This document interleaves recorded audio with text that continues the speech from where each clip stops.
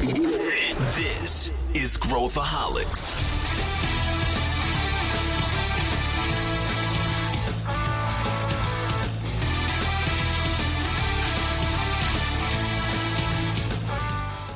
Olá, aqui é Pedro Van Gertner, sou o CEO da ACE e esse é Growthaholics, o podcast para quem adora inovação e empreendedorismo. Lá em 2019, a gente começou esse podcast como uma forma de compartilhar conhecimentos e levar a palavra da ACE para todo o ecossistema. Como você sabe, aqui na ACE a gente acredita que é possível transformar o Brasil através da inovação. E, obviamente, o empreendedorismo é uma das principais ferramentas para fazer isso. Um dos episódios mais bem recomendados daquela época é sobre os livros que são essenciais para quem quer empreender. A gente resolveu fazer uma parte 2 desse papo com as mesmas pessoas e eu tenho certeza que você vai sair com ótimas indicações de leitura e boas lições desse episódio. Calma, a gente já vai passar indicações para você, mas primeiro a gente tem um recadinho da Future Dojo. Este episódio de Growthaholics é um oferecimento da Future Dojo, a única escola que une o padrão de qualidade da revista Exame com o conhecimento em inovação da ACE. Acesse futuredojo.com.br/podcast e destrave o seu conhecimento. Hoje nós temos aqui para debater novamente este tema Luiz Gustavo Lima, o Demogorgon Busters. Tudo bem, Gustavo? Você gostou da camiseta? Tudo bem, Pedro Van Gertner. Que satisfação em começar esse episódio falando aqui de Demogorgon Buster, que é um misto de Netflix com os anos 80 aqui dos Caçadores de Fantasmas. Muito bom.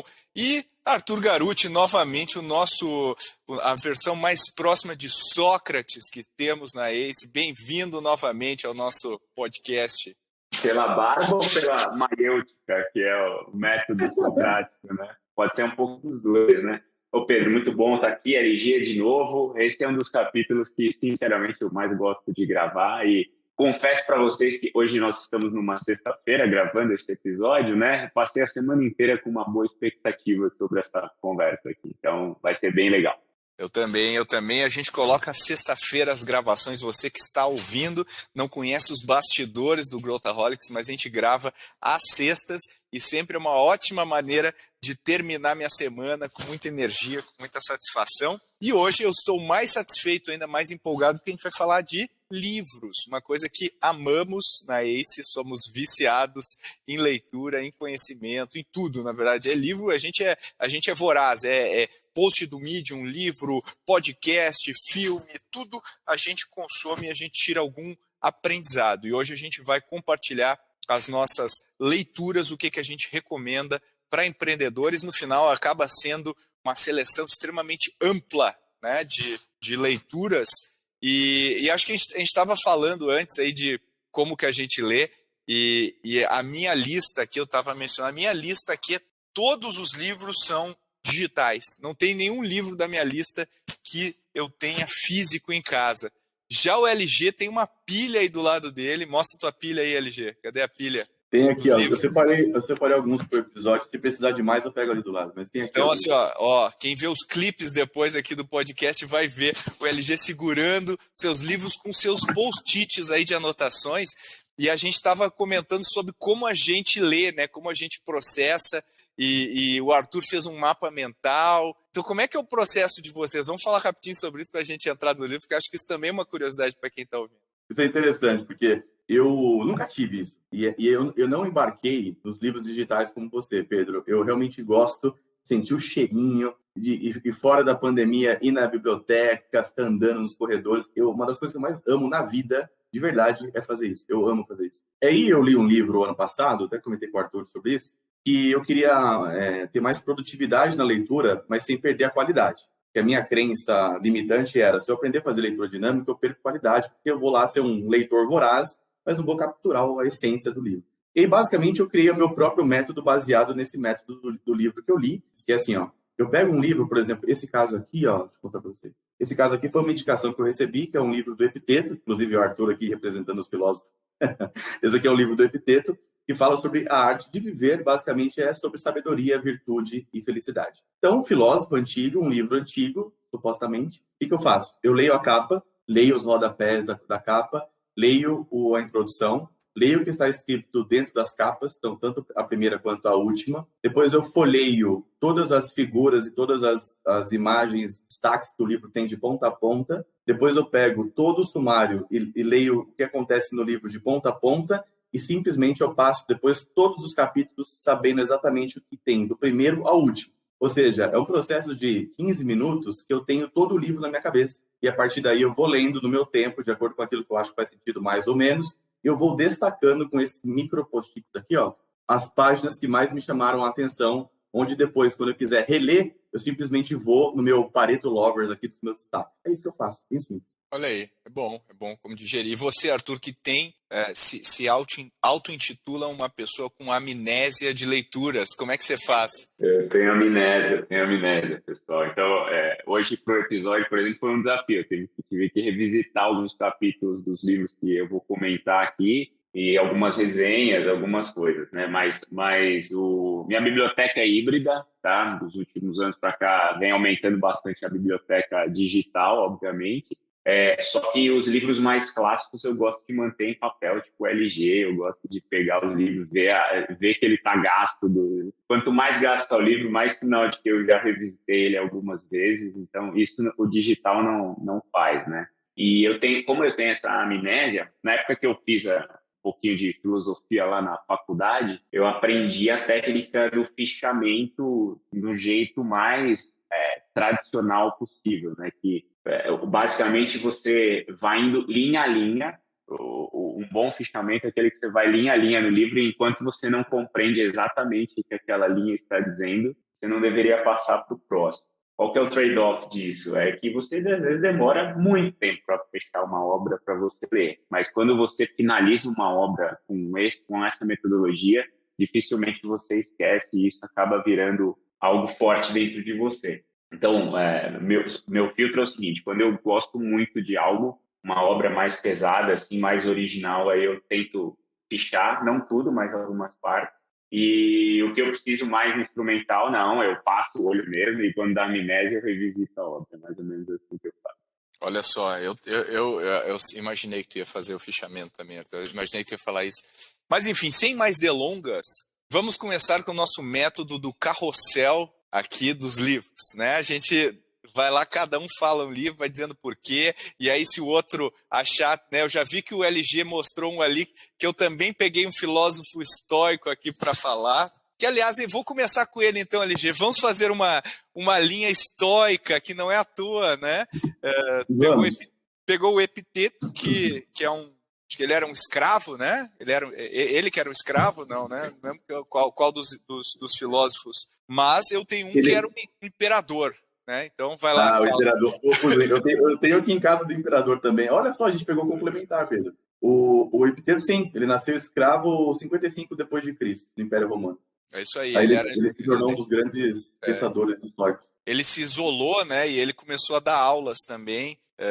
E o outro cara que eu peguei aqui, primeiro aqui, que eu acho que para as empreendedoras que estão nos ouvindo, é o Marco Aurélio, que era o último grande imperador romano, aí, que era um cara super fissurado aí nos estoicos, no estoicismo, e né, bebendo a fonte grega, né, como os romanos fizeram. O estoicismo, as raízes do estoicismo, né, deram origem a várias coisas da Igreja Católica, né? Se você lê Tomás de Aquino, vários pensadores, todos eles seguem muita coisa da linha estoica, porque Roma adotou isso como uma filosofia muito forte logo no início, os imperadores. E eu gosto muito do Marco Aurélio, porque eu me identifico, não porque ele é o imperador, obviamente, eu não tenho nenhuma identificação com isso, é impossível, mas do ponto de vista do cara ser um cara... no dia a dia, a profissão dele não era ser filósofo, e ele parava no final do dia lá para escrever os pensamentos dele, cujo objetivo não era publicar depois o livro, era quase, vou fazer um download. Era um journal, era um diário, né? Era o diário dele, tanto que tem temas repetidos, ele é um pouco caótico na organização. Se ele tivesse pensado em lições, né, como o Sêneca pensou e tal, ele empacotou melhor, né? Tem um escravo, tem um imperador, tem um homem de negócios como Sêneca. Então a filosofia estoica eu acho que é super legal, e o Marco Aurélio para mim, assim, eu acho incrível, assim, porque ele, a essência das coisas que ele fala mexe muito com a forma de pensar. Eu acho que os empreendedores são estoicos por natureza, né? Então, acho que essa é a minha primeira dica. Aí já passo para ti, LG, vamos fazer a nossa conexão aqui. Bom, para mim, assim, a relação que eu tenho direto com o Epiteto, mas também com o Marco Aurélio e todos os outros, é que desde quando eu entrei na ACE, desde 2017, toda virada de ano, eu dou um detox de livros de negócio, etc., eu mergulho em filosofia, ou algum tipo de livro que provoca o pensamento, todo final de ano. Depois que eu li o documentário lá do Bill Gates, da Netflix, que ele faz Think Week, eu acho o nome da Think Week. Eu falei, cara, muito interessante isso que ele faz. Como eu não consigo parar uma semana para fazer, eu uso o final de ano, entre Natal e Ano Novo. Então, esse aqui foi um que eu li agora, nessa virada de 2020 para 2021. Me chamou a atenção basicamente duas coisas. Todo livro está pautado em responder duas perguntas. Pergunta 1, como viver uma vida plena e feliz? Então, vida plena, vida que vale a pena ser vivida, etc. E como ser uma pessoa com qualidades morais. Isso é muito interessante, porque a moral é uma discussão filosófica muito profunda e que ela é muito contemporânea, dado o contexto que a gente vive, tanto político quanto também no ambiente empresarial.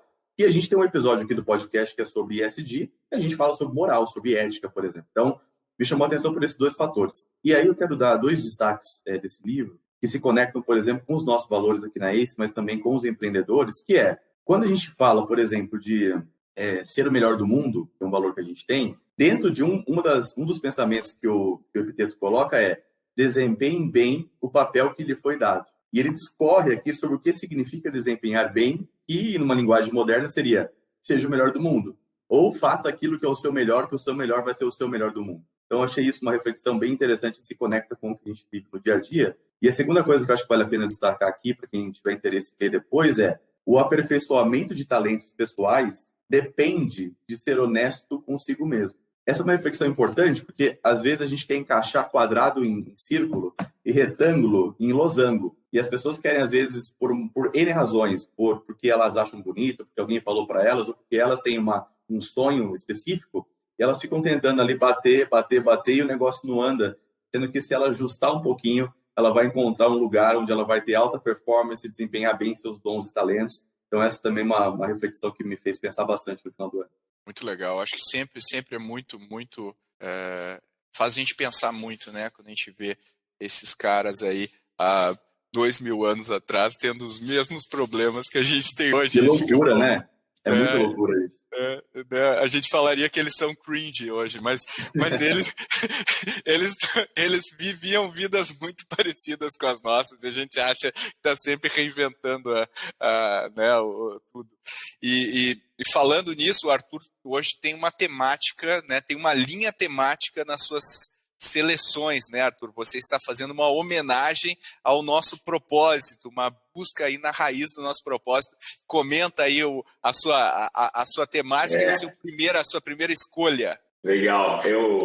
Todo mundo que acompanha aí o podcast já sabe, né? Mas vale ressaltar que o propósito da ACE é transformar o Brasil pela inovação. E às vezes a gente busca muito beber das fontes do Vale, das fontes da China, mas e aqui, cara? O que a gente já construiu aqui que são virtudes, já que vocês falaram muito de virtude, que a gente deveria, no mínimo, tomar consciência para poder empreender e transformar o Brasil. Então, eu fiz uma curadoria de livros brasileiros hoje, né? E a minha primeira aqui é para pensar o contexto, o ambiente de negócio.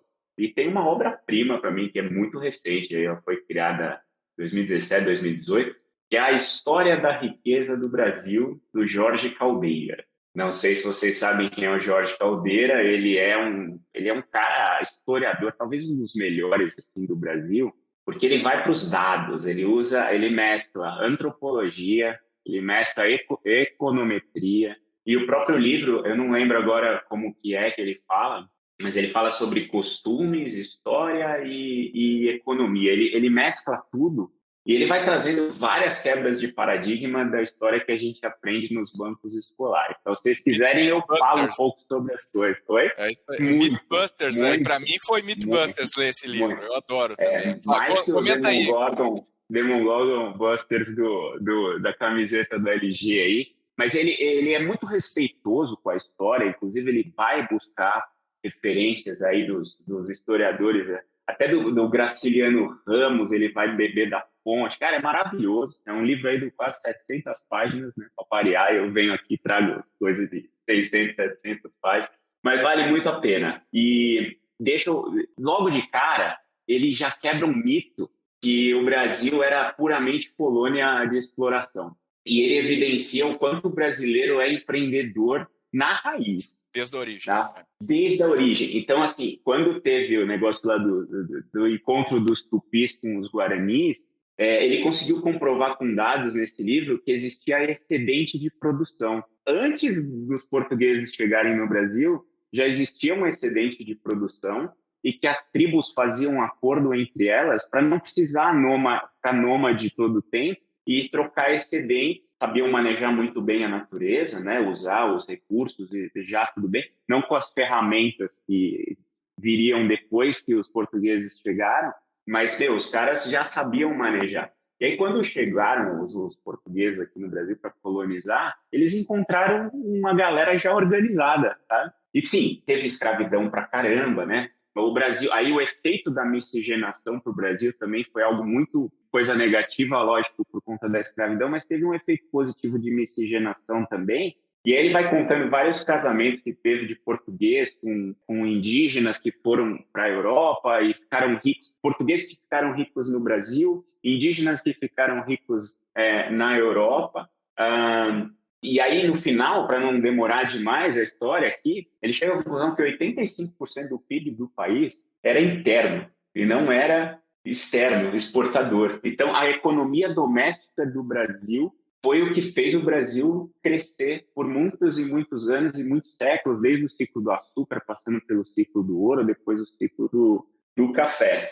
O contraponto que ele faz aqui, quando a gente pensa em desigualdade, né, e por que o Brasil, de repente, não virou uma potência, porque ele tinha recursos abundantes e tem até hoje, ele faz um contraponto com os Estados Unidos. Chegou um momento ali, 1800 e alguma coisa, Brasil e Estados Unidos tinham o mesmo número de habitantes, 5 milhões mais ou menos, 4 milhões e meio, só que lá nos Estados Unidos, a taxa de analfabetismo era muito menor já do que no Brasil. E aí o Brasil, durante o segundo reinado, que é quando o Dom Pedro pegou, o reinado continuou usando escravo, continuou não dando educação para a nossa população e tal.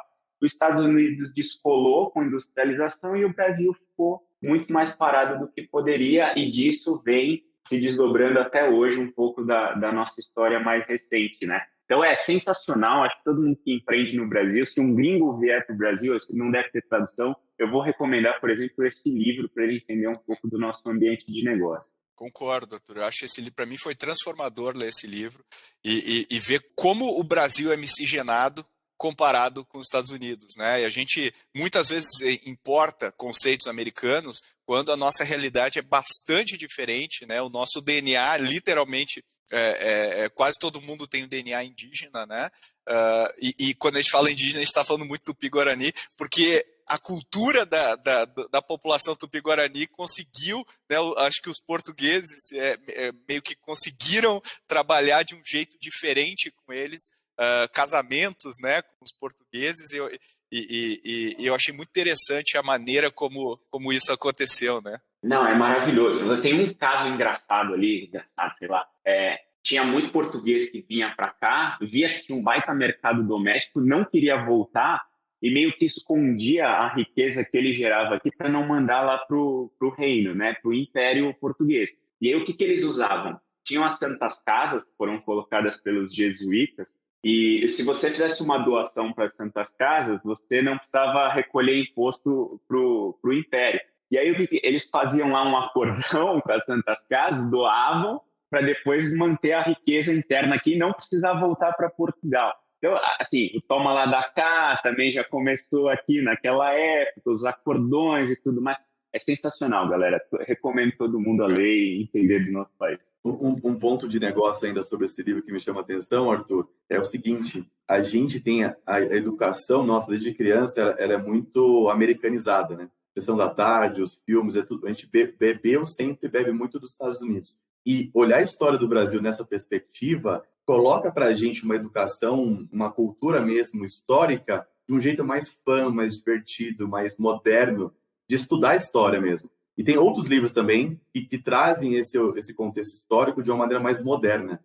Então, só dando uma pincelada aqui do ponto de vista de negócio, que não só esse autor, mas a gente tem outros também falando sobre história. Quando a gente vai na livraria, tem lá o contexto histórico do Brasil, a capa já é mais convidativa, o resumo do livro já é mais convidativo, e a gente está se provocando mais a recorrer a quem nós somos na origem para entender o que a gente faz hoje. Então, isso tem sido bem interessante acompanhar também.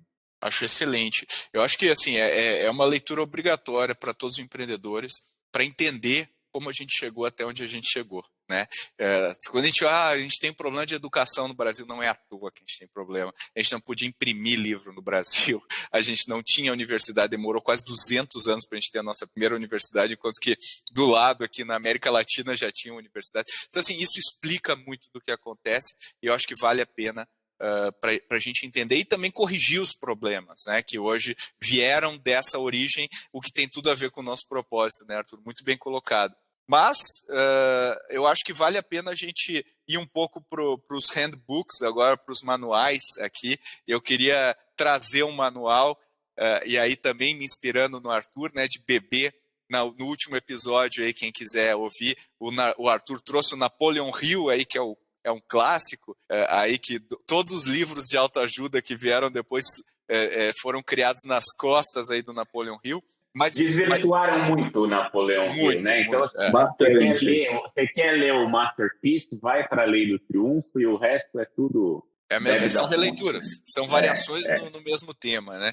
E eu acho que pegando a mesma coisa aí de fórmulas do lançamento, gatilhos, curso de copy e tal, eu trago também um livro que é de 1923, exatamente, de Claude Hopkins. E esse livro se chama Scientific Advertising. E esse cara traça as bases de como a gente vende, de como funciona a venda, de como eu crio um anúncio, de como eu crio copy para vender, de como eu vendo por catálogo.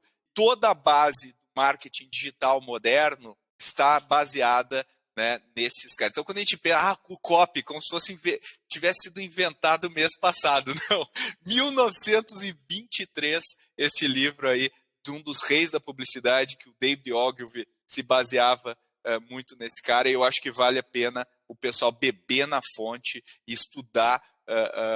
Quem começou, obviamente que a gente vai ter que adaptar, não tinha internet, não tinha, mas o princípio de como a gente compra as coisas não mudou, a gente continua comprando do mesmo jeito, ou muito próximo, né, a maneira como, né, nosso cérebro processa as informações. Então acho que é uma boa inspiração aí para quem quer saber mais sobre vender, escrever e tudo mais. E eu sei que o LG também tem os seus manuais aí, LG. Qual que é tua recomendação aí de guias? Eu estou seguindo o storytelling por vocês. Eu estou escolhendo livros de acordo com o que vocês estão conduzindo. Eu vou fazer o seguinte, eu vou escolher agora um que eu dei de presente para uma empreendedora e ela me falou recentemente que foi o livro que mudou a vida dela empreendedora. E eu não tinha a menor noção de que isso ia acontecer, então eu trouxe para cá porque vai que muda a vida de mais alguém que está acompanhando, né? Mas o livro é esse aqui, ó, A Bíblia de Vendas, que não tem nada novo, olha que sensacional, mas é o livro de vendas mais vendido do Brasil, um dos mais vendidos do mundo. O autor cadê o nome dele aqui? É o Jeffrey Gitomer,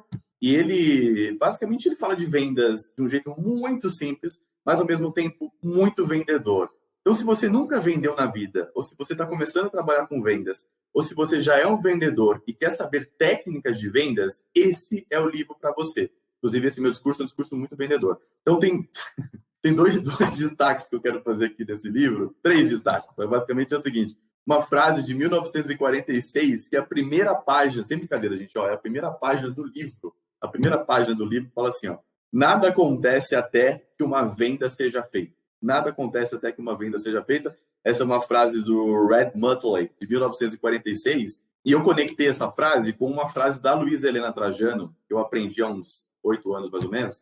Eu estava no evento junto com ela, e ela subiu na plenária, falou o seguinte, olha, lá no Magazine Luiza, eu pedi para, não sei se é verdade isso, mas ela contou lá essa história, eu não sei se realmente aconteceu, mas ela falou, pedi para colocar no crachá de todo mundo no Magalu, vendedor, porque todo mundo é vendedor, você vende tudo o tempo todo, então tem que ter essa mentalidade de vendedor. Então, esse livro, ele abre o livro falando exatamente sobre isso, que todo mundo é vendedor. E aí eu quero fazer, então, 2 destaques aqui, aproveitando a metodologia que a gente está desenvolvendo ao vivo de recomendação.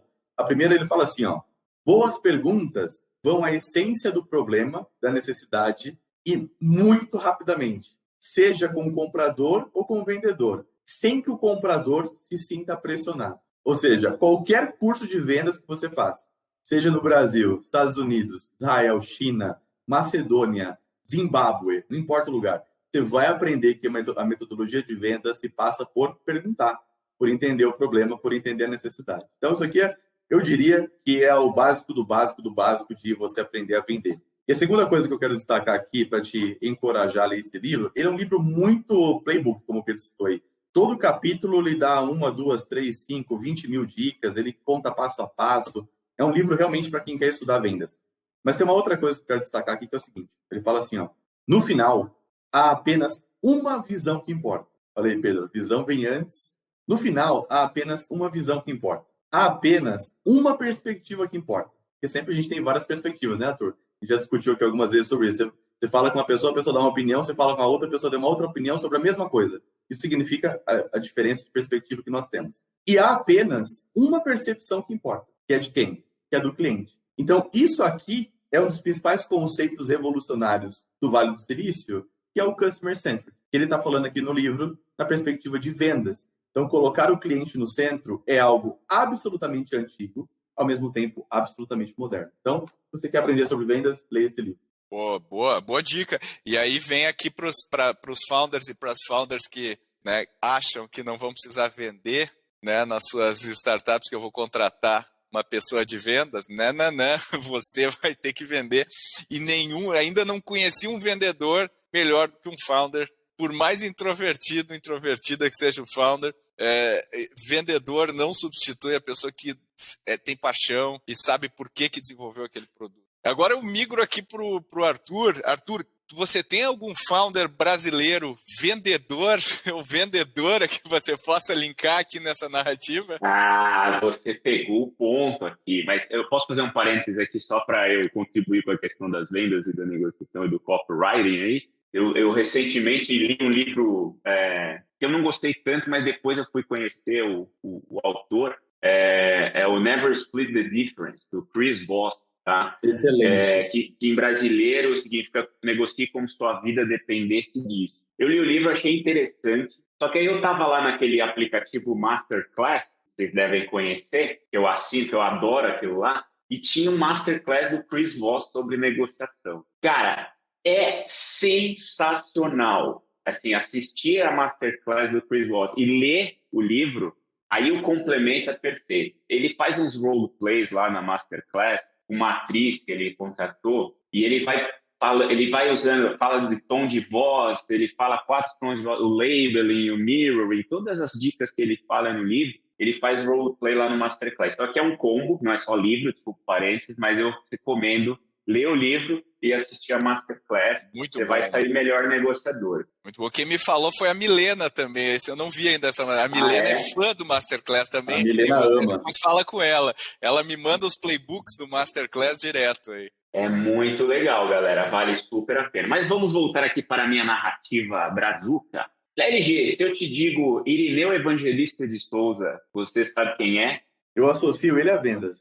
Tá bom, é um bom nome, um bom vendedor, né? Pedro Weingärtner, se eu te digo Irineu Evangelista de Souza, você vai me retrucar que é quem? Meu ídolo.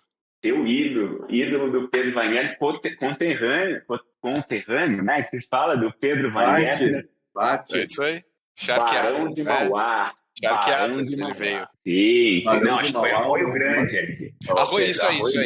Isso aí. Arroio Grande. Lá vou eu de novo puxar a sardinha para o Jorge Caldeira, mas agora no lado biógrafo. Ele escreveu um livro chamado Mauá Imperador, alguma coisa Imperador Brasil, alguma coisa assim. Mas é a biografia do Mauá escrita pelo Jorge Caldeira de novo. Barão de Mauá provavelmente foi o Elon Musk brasileiro.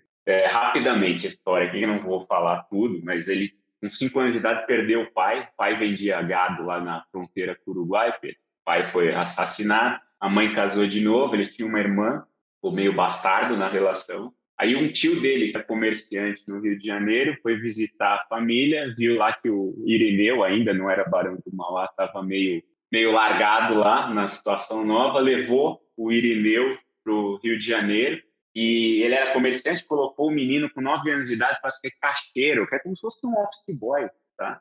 E o Irineu começou a mandar muito bem, cara. Começou a fazer conta que adulto não conseguia fazer, lidar com dinheiro, aquilo lá foi muito doido. E foi trabalhando com esse tio aí até os 15, 16 anos, até que esse tio estava devendo para um escocês, tinha muito escocês, muito inglês no Brasil nessa época, tá? Isso foi em 1820, mais ou menos, alguma coisa assim. E o primeiro acquihire do Brasil aconteceu aí. Não sei se vocês... O Irineu estava mandando muito bem nessa empresa comercial do tio dele. O escocês veio e falou, cara, você precisa me pagar. E aí o tio falou, mas eu não consigo te pagar, mas esse moleque é bom.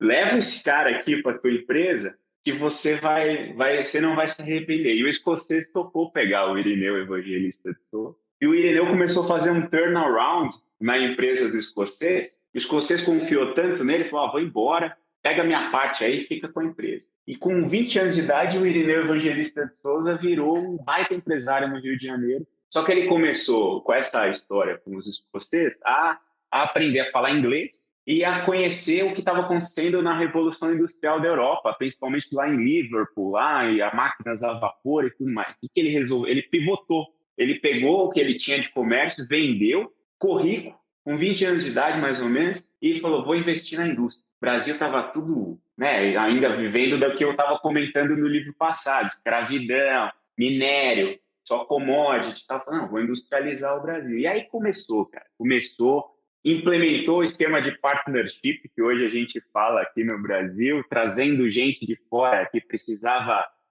importar competência, pegou ingleses, trouxe para cá, deu ações para os caras, começou a criar estaleiros, né, que ele viu que ele precisava melhorar a navegação no Brasil, criou estaleiro, comprou uma região super barata ali no Rio de Janeiro, montou estaleiro, ajudou o Brasil a ganhar a Guerra do Paraguai por conta disso, porque os navios que o Brasil levou para ganhar a Guerra do Paraguai foram comprados pelo estaleiro, fabricou canhão, um monte de coisa, foi ganhando dinheiro, criou o Banco do Brasil, foi dono do Banco do Brasil, então assim, fintechizou a operação dele, né? O Banco do Brasil tinha falido já na primeira versão, ele criou o segundo Banco do Brasil, e aí foi o cara que trouxe energia elétrica para o Brasil e trouxe a primeira linha férrea do Brasil. E aí que começou a derrocada também, tem um caminho que ele começou a cutucar demais o Império, o Dom Pedro começou a ficar chateado com ele, começou a criar uma linha férrea estatal para prejudicar o crescimento da ferrovia, confiscou o banco do Barão de Mauá e fez ele falir. Mesmo assim, ele vendeu as empresas, ficou rico e morreu ali, morando em frente ao Império, lá em Petrópolis. Então, é uma história sensacional. Eu acho. Mostra tudo que o brasileiro pode ser, né? A nossa natureza empreendedora. Ele criou um patrimônio pessoal, depois foi expandindo, virou um dos caras mais ricos do mundo. Enfim, a história é fantástica, cara. Ele financiou o Uruguai por 25 anos. Maravilhoso. Não existiria o Uruguai se não fosse ele hoje em dia, né? A ponte que liga, né? Brasil chama Barão de Mauá até hoje por causa disso. Ele financiou o Uruguai, ele tinha um banco lá, cara, que é Mauá e Companhia, que era filial do Banco do Brasil. Cara, é maravilhoso o que esse cara fez pelo país. Ele foi o principal. Na última edição, acho que eu falei para você que eu curtia mais os Matarazzo do que o Mauá, mas eu vou ter que dar o braço a torcer que de empreendedor brasileiro, 100% brasileiro, Barão de Mauá foi fenomenal. Eu aprendi muito com ele, Arthur. E tem uma coisa dele, eu vou falar aqui, nunca falei para vocês, mas que ficou comigo até hoje, que para mim é uma filosofia, que é quem faz negócio comigo, seja sócios, investidores, não pode perder dinheiro. E essa é uma filosofia que o Barão de Mauá usava nos negócios dele. Ele podia perder dinheiro, mas quem faz negócio com ele não vai perder dinheiro. Não vai perder dinheiro. E eu acho que essa é uma filosofia que faz você ter vida longa no mundo dos negócios. Né? Eu acho que tem muitas lições ali legais. Né? Não, é sensacional. A maior sacada do Barão de Mauá para a expansão dele foi ir contra o sistema escravagista, porque o Império achava que escravidão era bom porque era mão de obra barata. Ele mudou o negócio de incentivo, falou, não, vem aqui comigo, você vai ser assalariado, você vai ganhar ações quando você for. Meu, é o que ele conseguiu construir, né? Ele transformou o Brasil pela inovação da época. Cara. Isso Transformou. Ele pegou muito, ele aprendeu muito na escola inglesa, que é uma escola mais iluminista, né, de pensamento, de, peraí, vamos racionalizar, vamos fazer melhor, né, os negócios. E aí o que o Império fez com ele é o que continua acontecendo nos dias atuais com o governo, que é ficar mudando a regra do jogo, no meio do jogo, né, e mudar sempre para pior, colocando mais regra no canetaço para tentar corrigir o problema e não deixando o mercado se regular. Eu acho que essa é uma... Tem muita lição legal. Eu acho que essa dobradinha Jorge Caldeira aí que o Arthur... que inclusive ele é mencionado no outro livro, né? Mencionado no final, né? No segundo reinado, né? Não tem... O segundo reinado se transformou por causa do Barão de Mauá. Por causa do Barão de Mauá. Então eu acho que tem muita lição ali. Eu acho que cabe a nós, assim, acho que é um dever dos empreendedores brasileiros conhecer a nossa história e conhecer as histórias dos nossos empreendedores. Dito isso, eu vou para o Vale do Silício.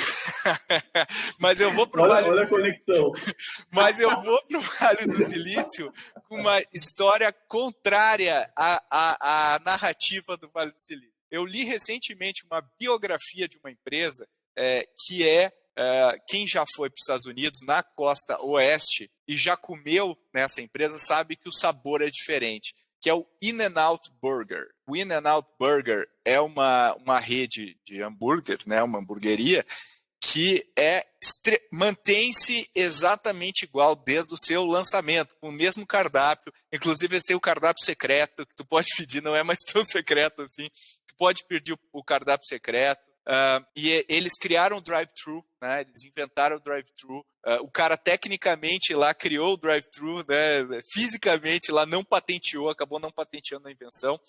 Mas é uma empresa, por que eu estou dando exemplo? Porque ele nasceu no Vale do Silício e não é uma empresa que segue o playbook do Vale do Silício. Por quê? Porque a filosofia do In-N-Out não é crescer a todo custo, não é blitzscaling, é fazer o melhor produto possível, o melhor atendimento possível, tratando muito bem os colaboradores da empresa e fazendo um crescimento sustentável ano após ano. E a lição que está lá é, quando os Estados Unidos descobriram o fast food, os private equities piraram. E aí o McDonald's saltou de 50 lojas para 1.000 lojas, depois, e era uma loja por dia sendo lançada. O In-N-Out manteve a estratégia deles. Vamos criar o Ronald McDonald e lanchinho e não sei o que, e fazer parceria com o cinema. O In-N-Out, não, nós vamos continuar vendendo com qualidade, babá. E virou uma marca icônica, tanto que os artistas de Hollywood, né, o Bob Hope, que era um comediante famoso, ele acabava o filme e ele ia lá comer o In-N-Out, as pessoas iam negociar contrato de Hollywood no In-N-Out, e ele virou uma marca muito famosa, né, associada à qualidade, e enquanto as empresas tiveram uma montanha-russa de altos e baixos no Vale do Silício, o In-N-Out manteve firme e forte na sua estratégia de crescimento até hoje. É uma empresa altamente lucrativa e que funciona muito bem. Só para contrariar, só para não dizer que não tem uma resposta só para o mundo dos negócios. Tem várias maneiras de ser bem-sucedido no mundo dos negócios. Eu acho que em tempos de fórmulas prontas que a gente tem hoje em dia, eu acho que esses caras nos dão um contraponto de uma empresa do Vale do Silício que conseguiu se manter viva desde aí, de antes da década de 50 até hoje, fazendo produtos de qualidade, né, com carne mesmo. Porque tinha uma lei, olha que loucura, tinha uma lei dizendo que você tinha que ter, para fazer o bife de carne, você tinha que ter pelo menos 80% de carne para fazer o bife de carne. E o In-N-Out falou, não, nós sempre vamos botar 100% carne, com ingredientes 100% frescos, nada artificial e tudo mais. Está aí, até hoje, sinônimo de qualidade. Então, acho que esse é um aprendizado que eu tiro e eu acho super interessante. LG, fala aí, faz o link. Dá para fazer um link ou não depois dessa? Olha, por incrível que pareça, para quem está nos ouvindo, a gente não combinou os livros que a gente escolheu. Então, estou pegando aqui de acordo com a história que a gente está contando e dá para fazer um link. Você não vai acreditar, Pedro, mas olha o livro que eu escolhi também aqui para a gente falar sobre hoje. Conhecem? É um livro chamado A Economia dos Desajustados. Eu adoro esse livro. Mas antes, eu quero só fazer um link que é o seguinte. Essa preocupação de ter o melhor produto, o melhor atendimento, com a melhor qualidade, também tem aquele documentário do Netflix que a gente discutiu aqui da outra vez, se eu não me engano, que é da comida japonesa. Vocês lembram que a gente falou sobre ele ou não? Eu não lembro o nome agora. Giro Dreams Giro. of Sushi. É sensacional, Giro. Que é sensacional também nessa perspectiva de melhor produto, melhor atendimento, não é escala, é para poucos mesmo. Enfim, só conectando aqui que eu lembrei disso. Esse livro aqui, A Economia dos Desajustados, o subtítulo é assim, Alternativas Informais, tá? Você já vê que pode dar caca, né? Alternativas Informais para um mundo em crise. E aí, por que eu gosto desse livro? Primeiro que eu uso sempre ele em algumas narrativas, que é assim, ó, a gente acaba atraindo, às vezes, pessoas desajustadas, né? Quem são os desajustados? São pessoas que não seguem os padrões essencialmente, ou porque ela não se encaixa, porque ela não concorda, porque ela tem um senso crítico, porque ela vê que tem uma coisa ali que é muito quadradinha e ela quer fazer diferente, as pessoas querem colocar ela dentro do quadradinho. Enfim, são as pessoas que realmente elas vão além do óbvio, as pessoas que provocam o status quo, definitivamente elas fazem isso. E aí esse livro conta várias histórias, várias, desde mercadantes vendendo leite de camelo até pirataria. Assim. E aí eu quero destacar duas histórias aqui, na verdade até três eu posso falar, mas tem duas que me chamaram muita atenção. A primeira de todas, que eu sempre lembro quando eu indico esse livro para alguém, que é a história dos piratas somalis. Por quê? Porque pirata, no senso comum, desde o Jack Sparrow, que tem todo um galã pirata, que é um negócio divertido, vários filmes e tal, mas aqui ele fala que era um negócio mesmo, o negócio ele era pequeno, porque basicamente eles estavam dentro de uma indústria, que era a indústria somalis. Os caras muito loucos, assim. Os caras colocavam que o mar próximo de onde eles estavam era deles, tinha dono, era deles. Então todo mundo que entrava ali tinha que se submeter aos piratas somalis. Mas depois, ao longo da história, eles vão se transformando e a indústria passa a ser uma indústria de oportunidades.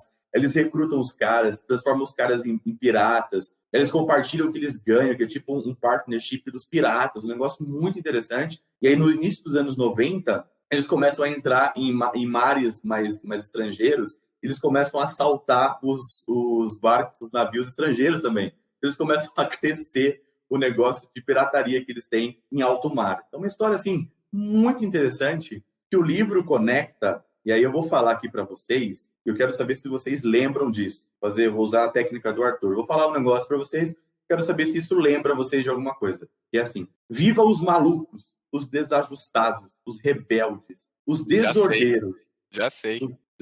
Os peixes fora d'água, os que veem as coisas de modo diferente. Eles não gostam de regras, olha isso. Eles não têm respeito algum pelo status quo.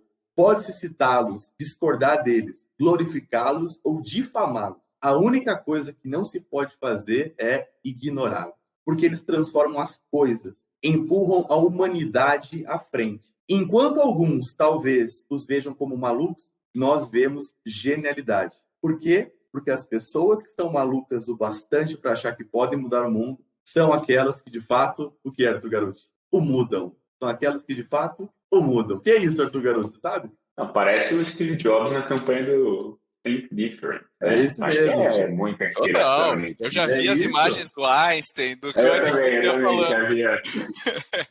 É um ícone, né? Um ícone da nossa... É um ícone dos desajustados, porque a campanha chama Crazy Ones, de 1997, fazendo aqui a cruzada que o Pedro trouxe para o Vale do Silício.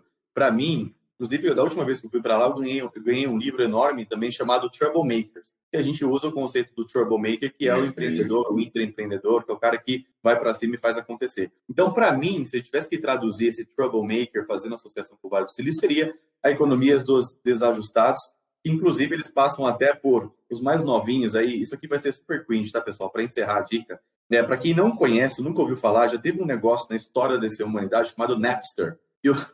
E ele fala no livro que por conta... Você lembra disso, Pedro Menguer? Por conta do Napster, ele mostra toda uma teoria como o download ilegal inspirou a inovação, inspirou a criação do Netflix, do iTunes, do Spotify. Então é um livro que vale muito a pena para você sair do senso comum e aprender com histórias bastante inusitadas. legal, LG. Eu acho muito bom. E eu quando eu dou palestra, eu uso o case do Napster para dizer que as pessoas não usavam o Napster, assim, na sua grande maioria, porque era de graça. As pessoas usavam o Napster porque era muito mais fácil e revolucionou a maneira que eu podia colocar músicas. Tanto que a pessoa podia usar o Napster, mas quando surgiu um Spotify da vida, todo mundo assina, porque a simplicidade do Napster é o que está ali, né? Eu acho muito legal essa escolha. Agora, para a gente encerrar aqui, Arthur, vamos fazer um rapid fire sugestões aqui para a galera, né? Livro e porquê rapidinho, e só para a gente encerrar aqui o nosso episódio de hoje. Vamos nessa. Falando de pirata só rapidinho, tem os aqui, estou na narrativa História do Brasil hoje, vale super a pena vocês ouvirem ou lerem sobre os sertanistas brasileiros, que são os nossos bandeirantes, né? Nossos bandeirantes. Que pegaram as capitanias que estavam fora do radar do Império, tipo São Paulo aqui, que virou por causa dos bandeirantes. Também tem muito a ver com essas piratarias somárias que o LG comentou. Mas vamos lá, rapidinho. Não podia deixar de citar Ambev, né? Ambev, não poderia deixar de dar uma dica aqui de Um Gole Só, da Ariane Abdallah, que não fala só sobre a história dos P&G, mas ela compõe também a história do lado da Antártica, que era uma empresa familiar de alemães e italianos ali da Monta, que depois se fundiu, e fala também o lado lá da Anheuser-Busch, lá de fora, e como que a cultura brasileira e o modo único de fazer negócios nesse mercado prevaleceu mesmo a Ambev sendo minoritária nessa composição maior, e fala também sobre todas as questões culturais e como que a Ambev até agora, assim, com as IEX, aí, a nova forma de consumir produto e de pensar em diversidade, está trabalhando. Então, é uma obra-prima também do nosso capitalismo. Quer fazer o jogo rápido? Já indica todos antes de acabar? Papum, vai lá. Estou para acabar. Um técnico ainda tinha aqui, 2 de competências e 2 de um entretenimento e um pensamento. Então, o técnico, Elad Gil, High Growth Handbook. Se você quer aprender a escalar um negócio de 10 colaboradores para 10 mil, leia esse livro. Ele te ensina desde como você tem que atuar como CEO até como conduzir reuniões com o seu conselho. Competência de liderança. Um dos livros que eu mais gostei de ler nos últimos anos é o Onde os Sonhos Acontecem, que é o livro do Bob Iger, do CEO da Disney. Fantástico, uma leitura absolutamente recomendada, gostosa de ler. Você vai aprender desde como a Disney comprou a Pixar e como a Disney criou o Disney Plus recentemente. Ele fala no final um pouquinho sobre isso. Se você quer aprender sobre criatividade, a minha dica é Roube como um Artista, do Austin Kleon. É um livro absolutamente fantástico de desbloqueio de criatividade. E ele fala o seguinte, uma coisa, que se você quer escrever um livro, escreva o livro que você quer ler. Aí, Pedro Weingart, você já falou sobre isso. Se você quer ler um livro sobre pensamento, na linha do pensamento filosófico, esse é um autor técnico, que é o nosso querido Clayton Christensen, que escreveu a teoria da inovação disruptiva, do Job to be Done, professor de Harvard, que infelizmente faleceu ano passado. Mas ele escreveu um livro chamado How You Will Measure Your Life. Como que você... o título do livro é Como Avaliar Sua Vida em português. É um livro absolutamente fantástico de um pensador, um consultor, um especialista de Harvard falando e pensando sobre a vida. É um livro sensacional. Inclusive, uma pitada sobre isso. Ele escreveu o livro porque ele observou que, ao longo dos anos, os amigos de MBA dele de Harvard foram ficando infelizes à medida que eles eram bem-sucedidos na vida profissional. Então, ele escreveu um livro sobre a vida que vale a pena ser vivida na perspectiva de uma avaliação, então baseado em fatos e dados. Bem legal. E o último, esse quem me indicou foi um amigo do Mike, que é o Dr. Renato Angná, especialista em neurologia da USP, chamado Só Pode Ser Brincadeira, Sr. Feynman, que é um físico ganhador do Prêmio Nobel de 1965, com histórias absolutamente hilárias, muito engraçadas. Inclusive, ele morou no Brasil, tem uma história com o Brasil muito interessante, e é uma indicação, teve uma introdução do Bill Gates, um livro de alguns anos já que o Bill Gates indicou, vale muito a pena, você vai dar boas risadas e aprender um monte de coisa. Muito legal, LG, eu adoro esse livro, é um dos meus favoritos, eu indiquei inclusive para a Milena, que também adorou, devorou, tem muita lição ali, a gente até mencionou no outro podcast. Vou fazer meu rapid fire aqui, dos que eu não mencionei, são 3, tá? Então, o primeiro é The Evolution of Everything, do Matt Ridley. E eu acho muito interessante porque ele traz a teoria da evolução para a inovação. Então, o que ele fala é o seguinte: se existem as condições para que aquela inovação aconteça, ela vai surgir. Então, ele tira um pouco o foco do empreendedor, do mito, e ele fala do Santos Dumont e dos irmãos Wright. Não interessa quem fez primeiro, o interessa é que o mundo já tinha condições para aquilo acontecer, então eles pipocam ao redor do mundo. Carro autônomo, tudo mais, vem quando o mundo está pronto para eles, eles começam a pipocar. E eu acho que é muito legal, é uma bela lição, tem muitas histórias, recomendo para todo mundo. Outro é Narrative and Numbers, do Damodaran, o Arthur vai gostar, né, da minha indicação. Então ele basicamente junta valuation e storytelling. Então fala, cara, legal, você dá um pitch, você conta uma história, como você embasa a sua história com números para que você consiga justificar isso? E aí ele quebra narrativas de grandes empresas, tipo Uber e afins, e ele disseca isso com números. E ele fala, olha, se ele diz que vai fazer isso, então a taxa de crescimento tem que ser Y. E isso não bate com a realidade. Então, eu acho que é muito legal, vale para os empreendedores aqui que estão nos ouvindo. E o último é Beyond Entrepreneurship 2.0, do Jim Collins, que ele relançou agora, um dos primeiros livros dele. É um super manual, assim como o do Elad Gil. Eu adoro, ele fala sobre empreendedores que estão começando a sua jornada. Eu acho que é muito interessante, vale a pena para todo mundo. Arthur, palavra com você. Eu estou seguindo tem que seguir a minha disciplina aqui, Brazuca, né? Então eu vou aqui, mais 2 livros que eu gosto muito, que pautaram a gestão brasileira, né? Como a gente exporta a gestão para o mundo. Então, Sem Cortes, biografia do Cláudio Galeazzi, que ele mesmo escreveu, com mais um outro autor que não me lembro o nome agora, sensacional. Como ele quase faliu, traumatizou ele, a ponto de ele quase se matar e levar isso como algo para poder ajudar empresas para outros empreendedores não passarem o que ele passou, muito bom. O Verdadeiro Poder, de Vicente Falcone, que embasou aqui o crescimento da Ambev e transformou gestão. Não poderia deixar de falar, vocês iam pedir para eu falar, né? Porque eu vivo falando, então tá aí. Para quem quer começar sobre falconismo, começa por esse livro. Eu vou falar um gringo, cara, que às vezes não aparece muito aqui, que é um clássico também, né? É o High Output Management, que a gente não falou nem no primeiro episódio, nem agora, que é do Andy Grove, que é um clássico super simples, mas talvez ancore todas as metodologias de gestão que a gente vê por aqui, né? Então, o Arthur, inclusive, ele foi lançado em português agora, por muitos anos não teve edição em português. E agora que legal! Está lá na Amazon disponível, enfim, sem fazer propaganda. Como é que é o nome em português agora? É Administração de Alta Performance. Show, é isso aí. Então, excelente. Meu único gringo é esse aqui hoje. Boa.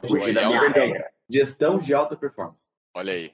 E essa é uma menção extremamente honrosa, né? Porque ele seria o Falcone do Vale do Silício, porque todo mundo se baseia no que o Andy Grove criou, né? Um imigrante húngaro, né? Até tem a autobiografia do Andy Grove, para quem quiser, se chama Swimming Across, em inglês, e conta toda a infância dele como refugiado lá, e como que ele, na Hungria, né? E como que ele veio para os Estados Unidos, não fala nada de negócios, e é muito bem escrita, vale a pena quem quiser conhecer um pouquinho mais sobre essa figura. E tem Só os Paranoicos Sobrevivem, que você ama também, né? Que já é um clássico e conta sobre a estratégia da Intel.